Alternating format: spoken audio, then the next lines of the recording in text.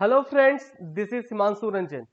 Today I came up with one most important topic for all of you, those who are preparing for CA, CS या CMA examination, whether you are in CMA inter, CA inter or in final. So this video is very helpful for all of you, and this video is also helpful for those students who are preparing for PSU examination या government examination. So everywhere ये जो CSR का जो topic है, हर एक जगह question पूछा जाता है. CSR is most important topic. ये अगर आप नॉर्मली अगर आप डे टू डे लाइफ में भी आप रहते हो तो आप सुनते होगे न्यूज़पेपर, टीवी, यूट्यूब या फिर अपने फ्रेंड सर्किल में कि सीएसआर क्या होता है, सीएसआर कंपनी क्या करते हैं, कितने करते हैं. सो ये आपको सुना हुआ वर्ड जरूर होगा. ओके, तो आज हम डिस्कस करने वाले हैं सीएसआर. ओके, इसका फुल फॉर्म होता है corporate social responsibility. Okay, and first of all मैं बता दूं वीडियो स्टार्ट करने के पहले, ये पीडीएफ आपको मेरे टेलीग्राम चैनल से मिल जाएगा. मेरे टेलीग्राम चैनल का लिंक इस वीडियो को डिस्क्रिप्शन बॉक्स में दिया हुआ है. आप इस वीडियो को डिस्क्रिप्शन बॉक्स में जाइए, वहां से आपको ये पीडीएफ मिल जाएगा. आप टेलीग्राम चैनल पे जाइए और ज्वाइन कर लीजिए टेलीग्राम चैनल, वहां से आपको ये पीडीएफ मिल जाएगा. मेरे क्लासेस से रिलेटेड सारा पीडीएफ आपको मेरे टेलीग्राम चैनल से मिल जाएगा. ओके, चलिए वीडियो स्टार्ट करते हैं.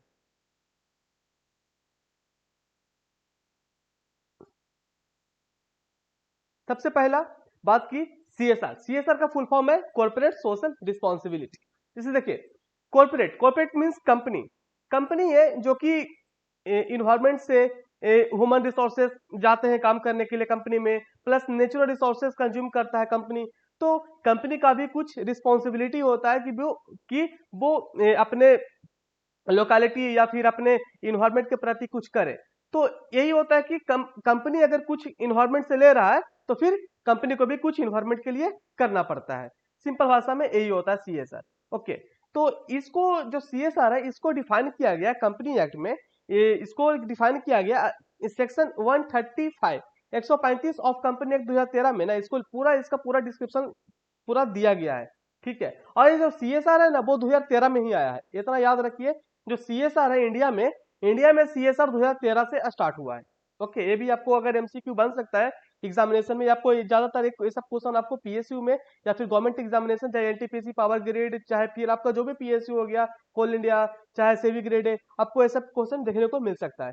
ओके, तो सबसे पहला बात की सीएसआर 2013 में आया और section 135 of company act, section 135 of company act 2013 के अंदर आता है. ओके, चलिए आगे देखते हैं.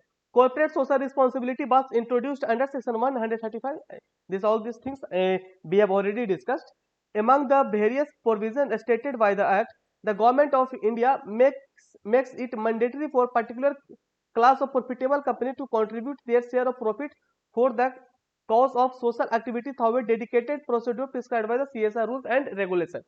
जैसे कि ये बोला है ना कि जो भी कंपनी प्रॉफिटेबल कंपनी है तो उसको ये रिस्पॉन्सिबिलिटी दिया गया है, उसको मैंडेटरी किया गया है कि आपको इन्वायरमेंट के प्रति, अपने नेचर के प्रति कुछ खर्च करना. डेट मीन्स कि कुछ डेवलपमेंट करना या फिर जो भी कुछ करना, ये सब जो मैं बता रहा हूँ ना करना है, जितना भी है, क्या क्या कंपनी कर सकता है एज ए सीएसआर के रूप में, वो शेड्यूल 7 ऑफ कंपनी एक्ट 2013 में लिखा हुआ है. एक शेड्यूल 7 है, वो मैं आपको इसी वीडियो में मैं आपको थोड़ा देर के बाद आपको बताता हूँ. ओके, थोड़ा आप वेट करो कि कंपनी कहाँ कहाँ सीएसआर का पैसा खर्च कर सकता है.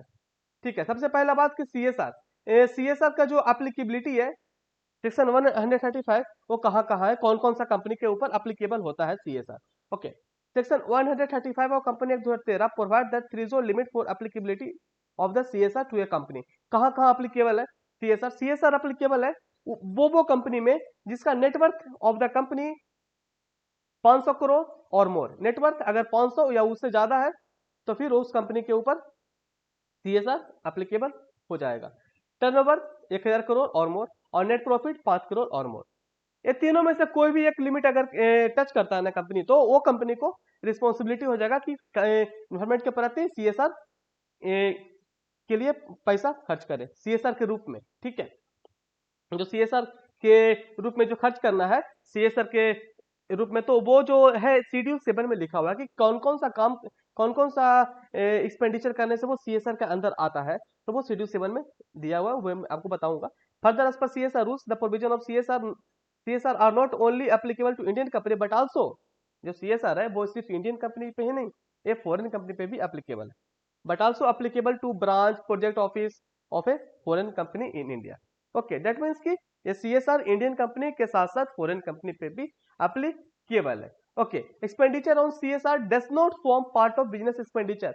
आप सीएसआर के लिए पैसा खर्च करोगे इन्वायरमेंट के प्रति या फिर किसी भी चीज के डेवलपमेंट के प्रति, जैसे कि कुछ ही दिन पहले कोविड आया था, कोरोना आया था, तो उसमें भी पीएम केयर फंड आया था, उसमें भी अगर आप खर्च करते थे तो वो भी सीएसआर के अंदर माना जाता था, तो वो सीएसआर के अंदर माना जाता था। ठीक है, तो बहुत सारा चीज है जो कि सीएसआर के अंदर रखा गया है। तो एक्सपेंडिचर ऑन सीएसआर, अगर आप सीएसआर के प्रति खर्च करते हो तो वो बिजनेस एक्सपेंडिचर के अंदर नहीं आएगा। ओके, सीधे लिखा हुआ है। ओके, चलिए नेक्स्ट टॉपिक में आते हैं कि सीएसआर कमेटी, एक सीएसआर कमेटी बनता है कंपनी में, वो क्या होता है और उसका पॉलिसी क्या होता है। Every qualifying company require spending at least 2% of the average net profit immediately preceding 3 financial year. जो भी कंपनी पे एप्लीकेबल हो जाता है ना सीएसआर, तो वो कंपनी का रिस्पॉन्सिबिलिटी हो जाता है कि एटलीस्ट 2% एवरेज नेट प्रॉफिट जो इमीडिएटली 3 प्रीसीडिंग फाइनेंशियल ईयर रहेगा, उसको एवरेज 2% उसको खर्च करना पड़ेगा। वो मिनिमम है, ये जो 2% है ना, ये मिनिमम है। मिनिमम 2% खर्च करना ही पड़ेगा। अगर कंपनी 2% 3% करना है, कंपनी को 2 से ज्यादा करना, 3 4 जितना भी करना है कंपनी कर सकता है, बट मिनिमम 2% खर्च करना पड़ेगा as a CSR activity in India में। ओके, आगे देखिए। Further the qualifying company will be required to constitute a committee, CSR committee बनाना पड़ेगा। और सीएसआर कमिटी में क्या होता है, सीएसआर कमिटी और the board of director consisting of 3 or more director. ये जो सीएसआर कमिटी बनता है ना, इसमें कम से कम 3 या उससे ज्यादा डायरेक्टर हो सकता है, 3 or more director. It includes 1 independent director. ये चीज ध्यान रखिएगा, ये जो सीएसआर कमिटी बनता है इसमें से कम से कम 3 या उससे ज्यादा डायरेक्टर होना चाहिए, बट इसमें एक और है प्रोविजन कि कम से कम एक इंडिपेंडेंट डायरेक्टर होना चाहिए। ठीक है, एक बात और सुन लो, सभी कंपनी इंडिया में है तो ऐसा तो नहीं है ना कि सभी कंपनी में इंडिपेंडेंट डायरेक्टर का प्रोविजन एप्लीकेबल है।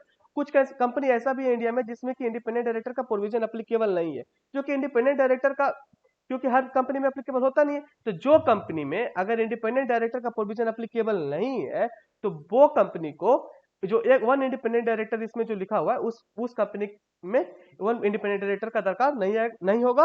और वो कंपनी में अगर दो डायरेक्टर भी अगर है तो वो सीएसआर कमेटी बना सकता है। ओके, ये बहुत ही इंपॉर्टेंट था, आप सुन लेना।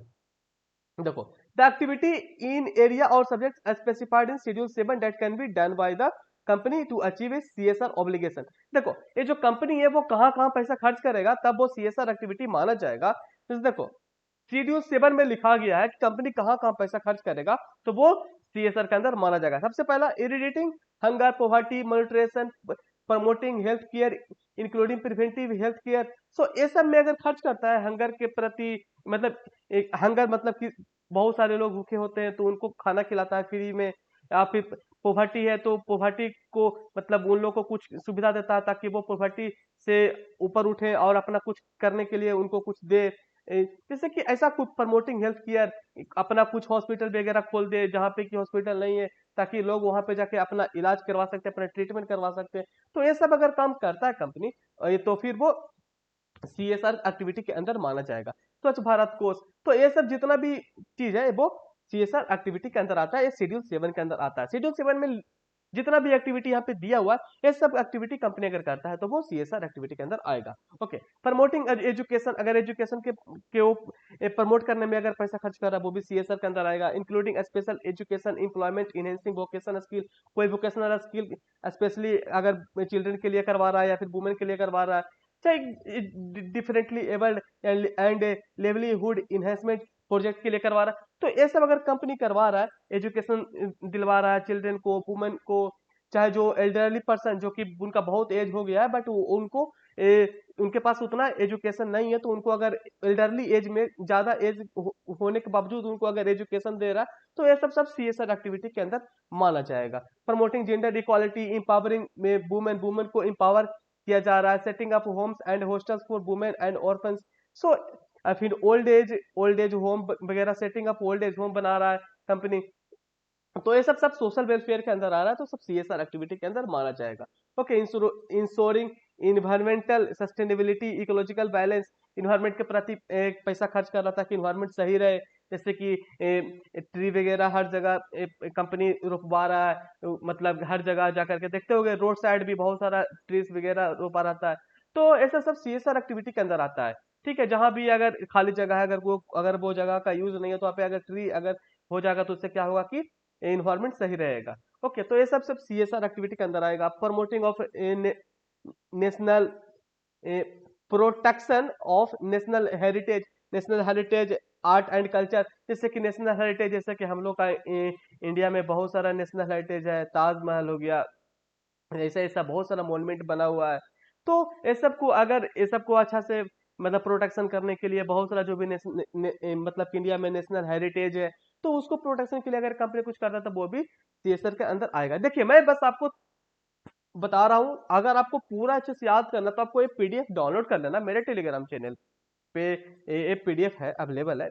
आप मेरा टेलीग्राम चैनल ज्वाइन कर लेना, वहां से आपको एक पीडीएफ मिल जाएगा, आप अच्छा से इसको केयरफुली रीड आउट करना। और मैं बता दूं, ये जो मैं सीएसआर जो भी डिस्कस कर रहा हूँ, आप इतना पढ़ लो काफी है, इसके बाहर सीएसआर से क्वेश्चन नहीं आएगा। ठीक है, सीएसआर इतना ही है, काफी है, और आपको इससे ज्यादा भी नहीं पढ़ना। ये जितना भी मैं लिखा हूं इसमें ये पीडीएफ में इतना सफिशियंट है, आप इतना कवर अप कर लो, काफी है। हर एक प्रोविजन जो भी इंपॉर्टेंट प्रोविजन हो सकता है, everything is mention here. Okay, चलो आगे देखते हैं। Measures for the benefit of armed forces, veterans, Barbados, ये सब के लिए भी अगर एक कंपनी अगर कुछ काम करता है तो वो सीएसआर एक्टिविटी के अंदर आएगा। Training to promote rural sports, अगर कोई रूरल स्पोर्ट्स, जैसे कि कुछ कुछ गांव इलाका में ना कुछ खेल खेला जाता है, बट उसको लोग उतना जानते नहीं, उसको प्रमोट नहीं करते हैं, तो कोई कंपनी एक ट्रेनिंग करके के उसको प्रमोट करता है, रूरल रूरल स्पोर्ट मतलब गांव का खेल को, तो वो भी सीएसआर एक्टिविटी के अंदर माना जाएगा। Okay, nationally recognised sports, Paralympic sports and Olympic sports, ये सब में खर्च करता तो सीएसआर माना जाएगा।